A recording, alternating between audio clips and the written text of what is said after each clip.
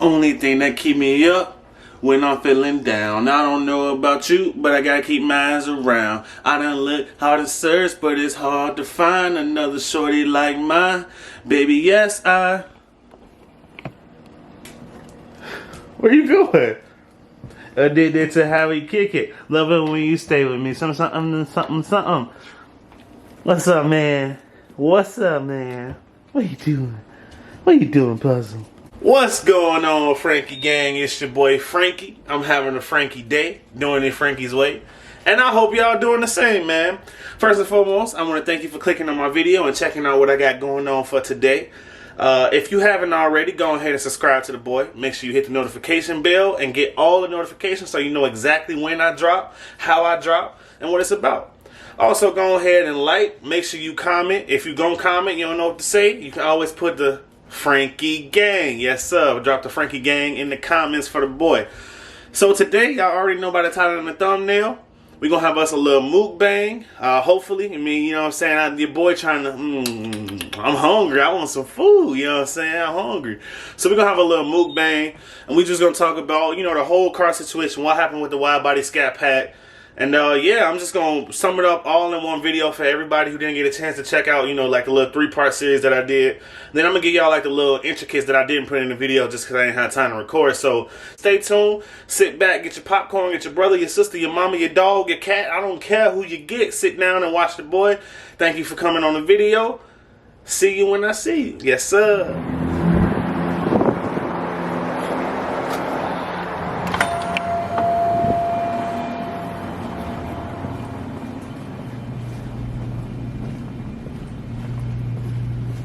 No.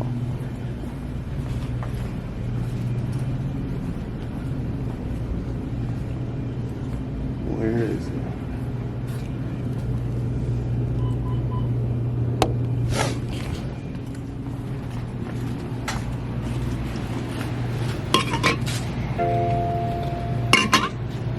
Now, I know y'all didn't think I was gonna start this vlog without having a bang first.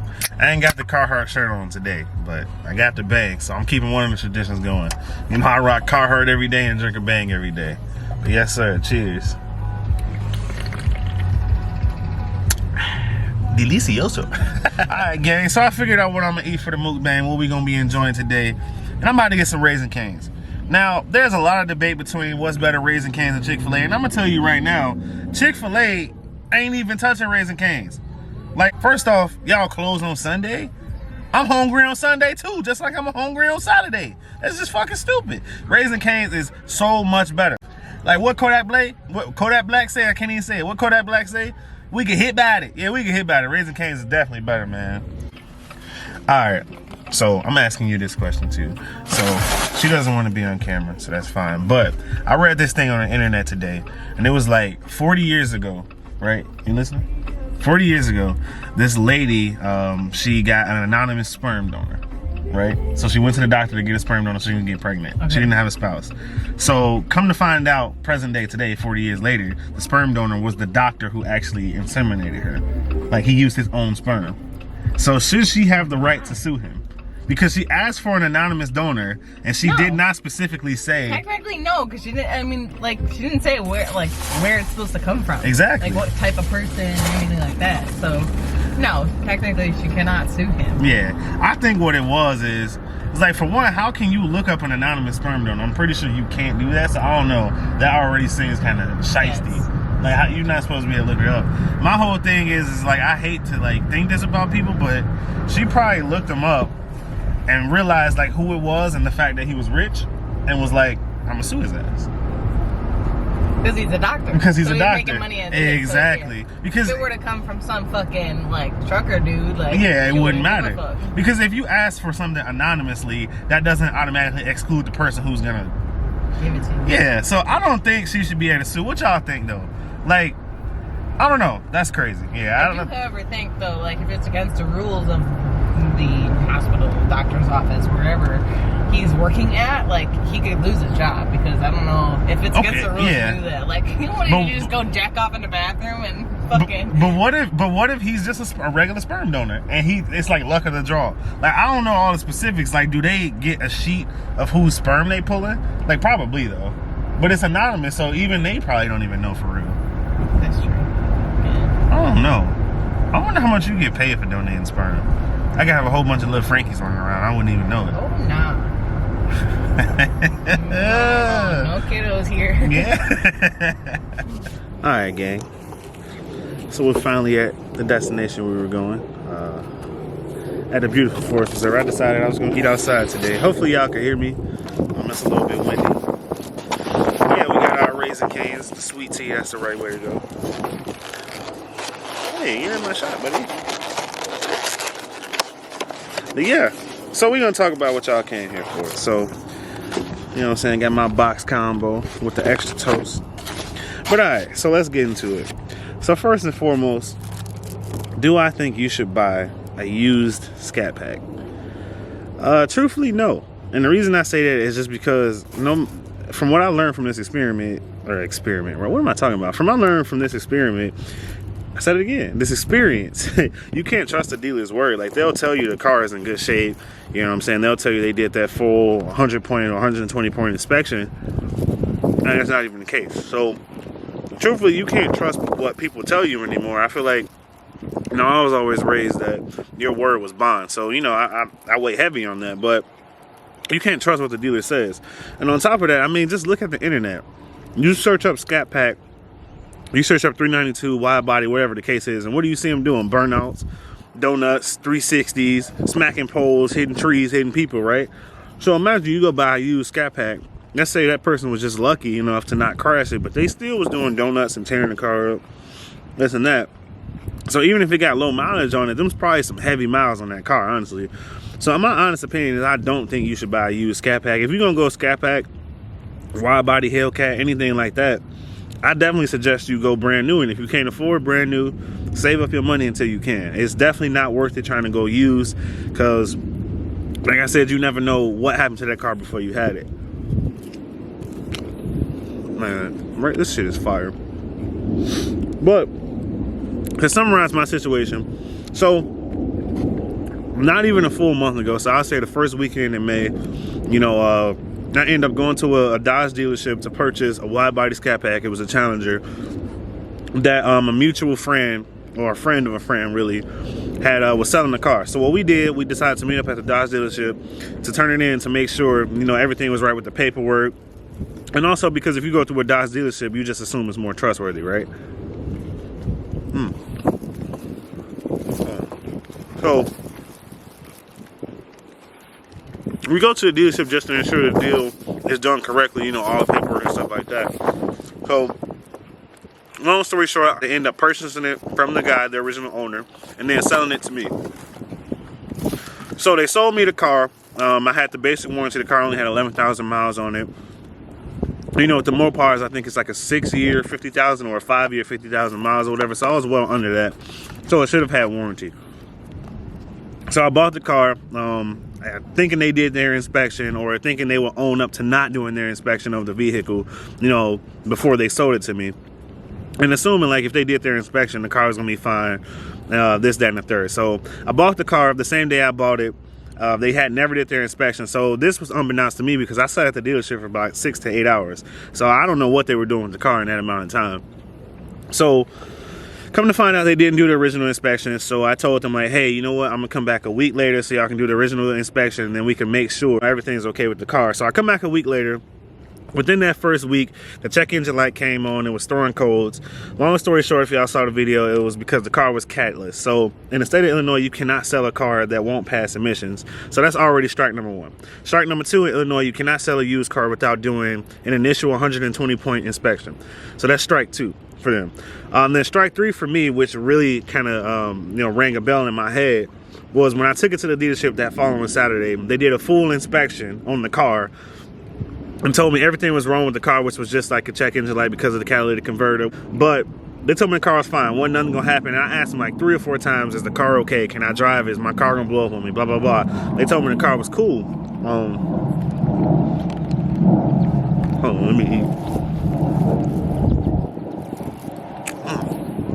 Bro, this is the best toast. Now, I don't know what they did to this toast, but it just, oh my God. All right, So they told me the car was fine. So literally later that night, the car ended up having more issues. It wouldn't shift properly. It's an automatic car. It wouldn't shift properly. It would stay in second gear or clunk into 5. I had to keep pulling over, starting the car over. XYZ. Fast forward 2 more days after that, I took it to another Dodge dealership. So not the one I bought it from, a different Dodge dealership, because I wanted to get a true second opinion, or an honest opinion, honestly. Come to find out, the car had an internal transmission failure. Mind you, at this point, I have only had the car for probably 10 days. I've only driven it 3 times in that 10 days. So clearly I didn't blow the transmission. So it was an internal transmission failure. These fries fire too. It was an internal transmission failure. So I'm like, okay, cool, the car's gonna be under warranty. It wasn't under warranty, so whoever had the car before me, and this is why I say you should not buy used, whoever had the car before me, they had tried to do modifications in the tune on the car. So if you crack open the PCM or the ECM or whatever it is, it's the computer of the car, automatically voids the warranty. So because the warranty was voided, it needed a new transmission. They're like, oh, well, you're gonna have to pay $5,000. I'm not paying $5,000 shit, because I just bought this car, so why would I pay $5,000 for a transmission when I've only had the car for a week? So as soon as I got that information, I called the dealership I bought it from, and I told them what was going on. And man, I'm telling you, I literally found out it was a blown transmission on Tuesday. I called the dealership Tuesday, told them what was going on. They tried to tell me, oh, you know, that's your problem. You got to deal with it. And then I kept asking to talk to the sales manager. They kept putting me on hold. And then they'll answer the phone, and then put me right back on hold. So I just kept getting the loop on hold. This happened Tuesday, the whole day Tuesday. This happened the whole day Wednesday. So Thursday, I finally went up there with my pops, and I tried to talk to the people. And they told me, oh, well, the guy you need to talk to is not here today. I can't really approve, you know, any transactions on used vehicles. I can't really do anything. But I'll tell you this, you know, you bought the car, you know, as is, so that's your problem. You bought it as is. And they kept trying to use that as is, but I did not buy the car as is. I read my clause. No as is clause. So all day Thursday, I'm up there. I even had to take off work Wednesday, Thursday, and Friday for this, just because I had to keep going back up to the dealership. So I was at the dealership probably 2 to 4 hours on Thursday, and I had been calling them back and forth even when I left. So they didn't want to take the car back. They kept telling me, oh, it's your problem, it's your problem. I done talked to 3 different managers at this point. So as you can imagine, I mean, I bought the car, which was at the time was a car of my dreams, you know, not of my dreams, but of my more realistic dreams, you get what I'm saying, like my short term. So I was devastated. Like I thought I was going to be underneath this car, having to pay for something that I can't even drive. So, yeah, let's fast forward to Friday. So Friday, I'm on bullshit. I go up there, I'm just trying to get out of the car. I don't want to have to deal with this no more. So I'm sitting there, they're like, oh yeah, the manager you need to talk to, he's just over in Indiana, he'll be in 30 minutes. I got there at 9 o'clock when they opened. This issue wasn't resolved until 11:30 a.m., pretty much noon, right? So I was waiting for this dude who was supposedly going to be there within 45 minutes for about 4 hours. So I'm just sitting there, and they keep telling me, well, that's your problem. We're not going to fix the car. You have to deal with it. That's between you and the person you bought it from. You need to go talk to the guy you bought the car from. I'm like, I bought the car from y'all. On my contract, it has your dealership name as, you know, the person who sold me the car, not the person who sold y'all the car. So really, y'all need to go tell him, you know, he sold y'all a bad car. But at the end of the day, y'all bought a car without doing an inspection on it anyway. So y'all bought a fucked up car, then tried to sell me a fucked up car and didn't want to fix it. So cool. I'm like, all right, so y'all don't want to help me. So I called the credit union, which I was financed through. Come to find out, the payment for the car hadn't been paid to the dealership. And that's a good thing. So what I didn't know is, like, when you get third-party finance and they call you first to make sure everything with the car is going well, make sure you still want to go through, you know, with the payments before, you know, they pay the dealership for the car. So I ended up talking to the lady, and she's like, well, I'm so glad you called me. We haven't paid the dealership for the car yet. I ain't even eating my chicken yet. I'm sitting here talking to y'all. I'm hungry. Shit. Is it good?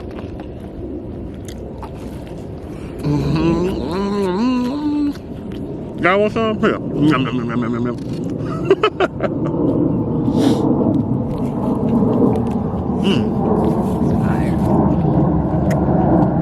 Shit. Alright. What I'm saying? Oh. So